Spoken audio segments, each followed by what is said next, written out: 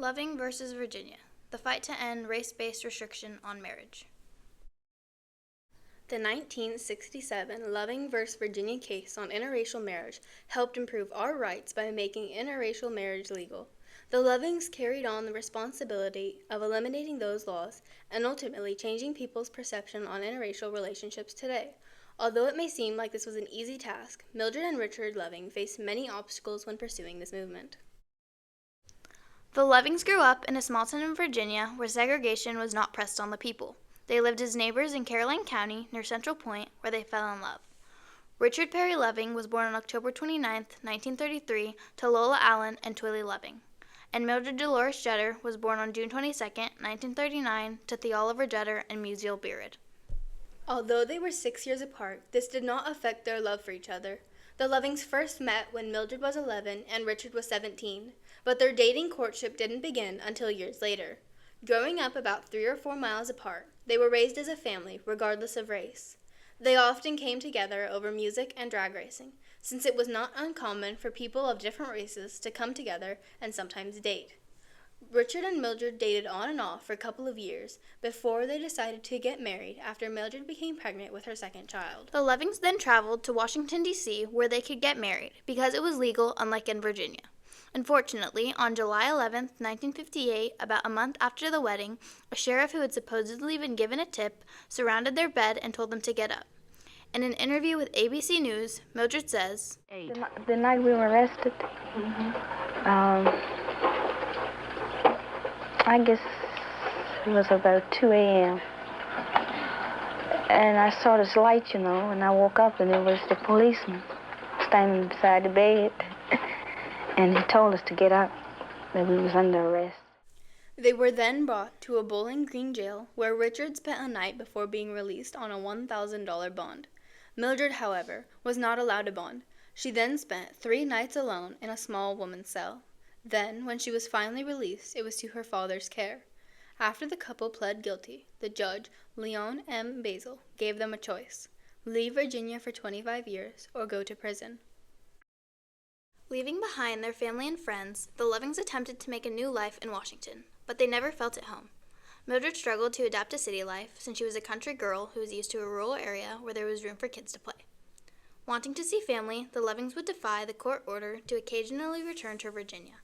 A couple years later, they came back for another visit on Easter. They were then caught and brought back to jail.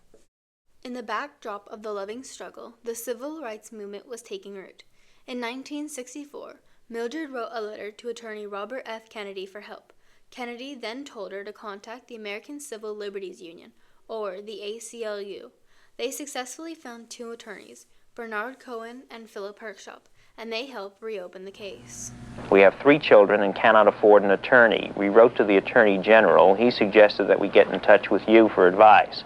Please help us if you can. Hope to hear from you real soon. Yours truly, Mr. and Mrs. Richard Loving. And it was that simple letter that got us into this not-so-simple case. Upon Basil's original ruling being upheld in appeals, the case eventually went to the Supreme Court. During the case, the court explained that the freedom to marry is a fundamental right protected by the Constitution. In Virginia, they required disparate of its citizens based on race.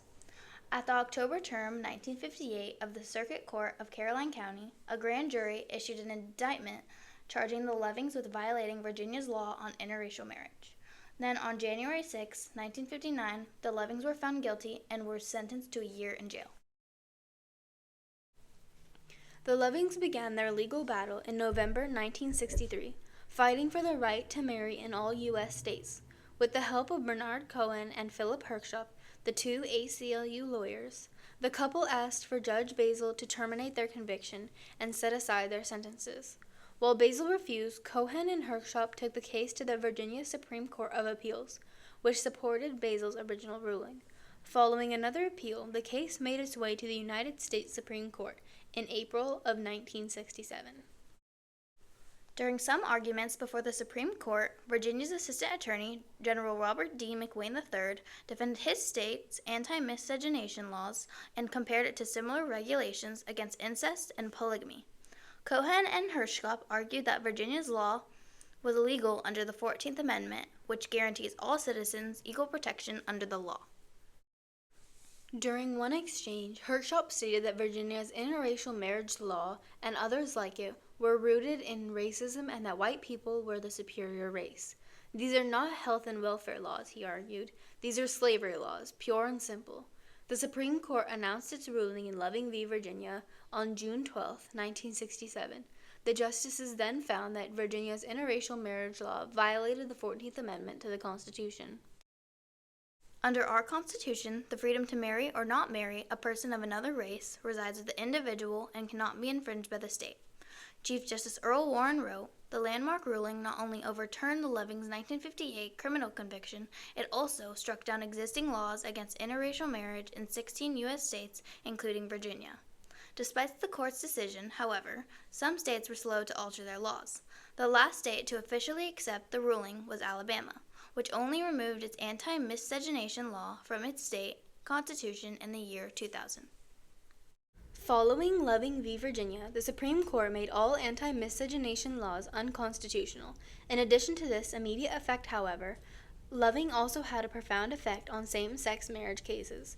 While the state in Loving tried to argue that its anti-miscegenation laws were constitutional because of their equal application among all races, many today argue that same-sex marriage bans are constitutional because they disallow a man marrying another man, just as they disallow a woman from marrying a woman. Equal application. Those fighting for same-sex marriage rights use Loving to argue that marriage is a fundamental right and that marriage laws are unconstitutional, not only discriminate based on race, but on other factors as well, including gender. Although other states had already removed their anti-miscegenation laws before the case, in Texas this was a groundbreaking development that helped the state accept interracial relationships. As shown in graphs from the Pew Research Center on intermarriage in the U.S. 50 years after Loving versus Virginia, more people are more willing to marry amongst other races, and it's not just black and whites. It's all races, with a majority being whites and Hispanics, at 42%. While there is no overall gender difference in interracial marriage among newlyweds, starkly different gender patterns emerge for some major racial and ethnic groups. Attitudes about intermarriage are changing as well. In just 7 years, the share of adults saying that growing number of people marrying someone of a different race is good for society has risen 15 points to 39%, according to the new Pew Research Center survey conducted February 28th through March 12th, 2017. Following their triumphant win, the Lovings returned to Virginia to raise their 3 children. The Lovings remained married until 1975, when Richard had been tragically killed when a drunk driver slammed into his car. Mildred never remarried and died in 2008 at the age of 69 due to pneumonia. The legacy of the Lovings continues today.